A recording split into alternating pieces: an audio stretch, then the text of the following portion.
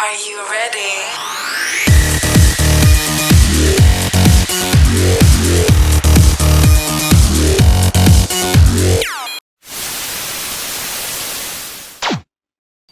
Assalamualaikum warahmatullahi wabarakatuh.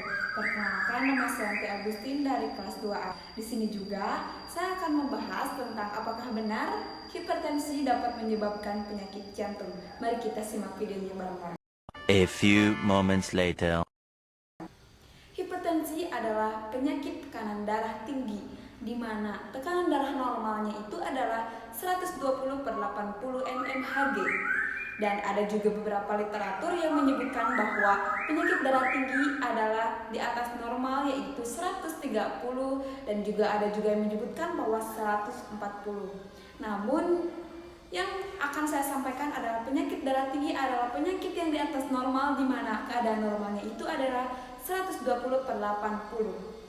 Adapun faktor yang dapat menyebabkan hipertensi ada dua, yaitu faktor internal dan juga faktor eksternal, di mana faktor internal ini yang tidak dapat diubah, teman-teman.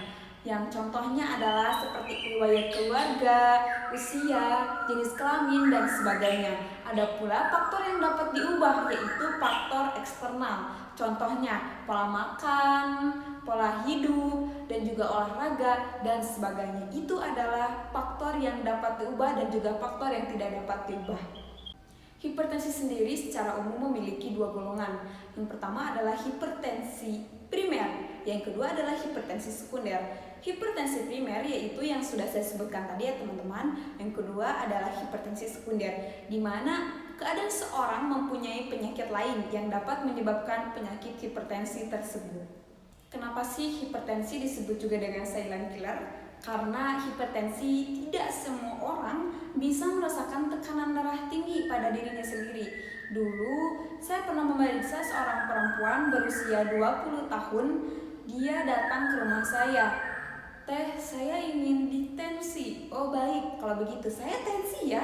Pada saat itu saya tensi. Lalu setelah saya tensi, beliau tekanan darahnya tinggi, yaitu 220/140. Lalu dia pun mengatakan kepada saya, "Teh, saya merasakan pegal-pegal." Dia cuma bilang begitu. Lalu saya pun mengulanginya selama 3 kali dan hasilnya tetap sama, yaitu 220/140. Jadi tidak semua hipertensi bisa merasakan bahwa dirinya memiliki tekanan darah tinggi. Dari sanalah hipertensi disebut juga dengan silent killer. Kalau kita ngomongin tentang hipertensi, berarti kita juga pasti ngomongin tentang pembuluh darah. Dari organ kita, semuanya ada pembuluh darah, dari ujung rambut sampai ujung kaki. Namun yang saya ketahui ada 2 organ yang tidak memiliki pembuluh darah, yaitu rambut dan juga kuku ya.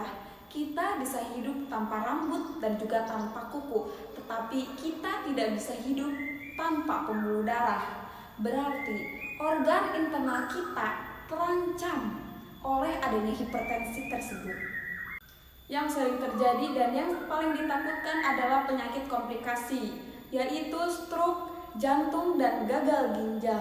Ketiga organ inilah yang sering kena imbas dari penyakit hipertensi tersebut. Bahkan semua orang bisa terkena penyakit hipertensi ini. Yang tadi yang saya katakan bahwa seorang perempuan yang berusia 20 tahunan pun bisa terkena hipertensi. Maka kita sebaiknya jaga-jaga untuk cek tekanan darah secara rutin dan screening secara umum. Kaitannya apa sih hipertensi dengan penyakit jantung? Kalau kita ngomongin tentang tekanan darah, berarti kita ngomongin tentang pompa. Pompa yaitu memompa darah adalah tugasnya jantung.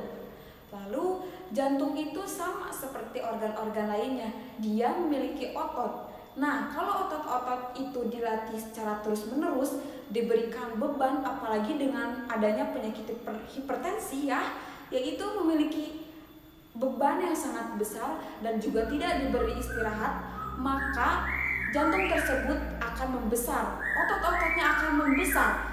Kenapa membesar?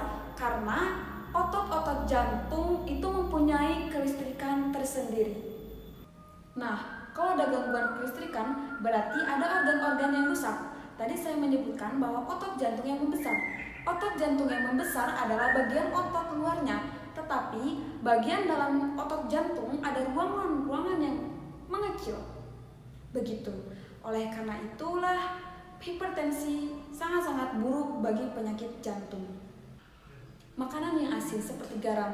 Garam mengandung NaCl, natrium klorida. 1 natrium mengandung 3 molekul air. Dengan menariknya 3 molekul air di dalam tubuh kita, maka akan menambah volume di dalam pembuluh darah kita. Nah, itu yang buruk. Itu yang akan menyebabkan peningkatan tekanan darah di dalam tubuh kita.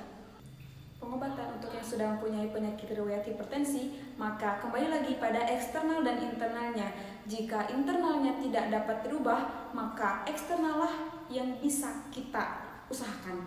Maka dari itu, kita bisa jaga pola makan, berat badan, terus juga kita jauhi merokok, jauhi alkohol, dan juga kita harus selalu mengecek tekanan darah kita sendiri. Oleh karena itu, jika tidak bisa dirubah dengan cara-cara yang seperti tadi, maka dengan cara pengobatanlah yang bisa kita ubah. Contohnya adalah seperti obat-obatan. Obat-obatan itu ada berbagai macam obat dan juga berbagai macam indikasi untuk cara pencegahan hipertensi. Hipertensi ini penyakit yang relatif mudah untuk dikendalikan. Jadi rasanya kok sayang sekali jika seorang yang mempunyai riwayat hipertensi lalu dia memiliki komplikasi yang dapat menyebabkan kematian. Maka dari itu marilah kita sama-sama untuk menjaga tekanan darah kita untuk tetap stabil. Mungkin dicukupkan sekian untuk penyuluhan kali ini. Semoga ada manfaatnya buat kalian semua. Terima kasih yang sudah menonton. Wassalamualaikum warahmatullahi wabarakatuh. Audio Jungle.